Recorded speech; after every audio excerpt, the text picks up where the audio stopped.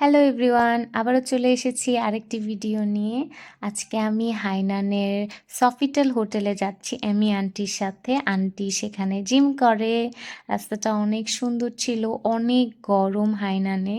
তাই যেতে যেতে আন্টি আমাকে একটা পাইনাপেল জুস কিনে দিল। জুসটা অনেক রিফ্রেশিং। বাংলাদেশে কক্সবাজারে যে ট্যাং ফল পাওয়া যায় সেই ট্যাং ফলের ফ্লেভারটাও অ্যাড করা হয়েছিল। আর অনেক রিফ্রেশিং, গরমে খেতে ভালোই লাগছিল। এই যে আন্টির সাথে স্কুটারে বসে বাতাস খেতে খেতে যাচ্ছিলাম।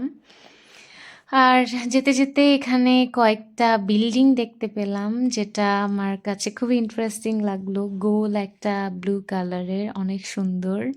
এটা একটা বাণিজ্যিক ভবন। সো আন্টিকে জিজ্ঞেস করলাম, তো আন্টি বলল। তারপর ওই যে আমাদের হোটেল দেখা যাচ্ছে, এটা হচ্ছে হোটেলের এন্ট্রান্স। তারপর জিমে যাওয়ার আগে আমি ভাবলাম সুইমিং পুলটা একটু ঘুরে দেখি। 14 তলায় এই সুইমিং পুলটা, অনেক সুন্দর একটা ভিউ। আমি এখানে কতক্ষণ সময় কাটিয়ে তারপর জিমের দিকে গেলাম।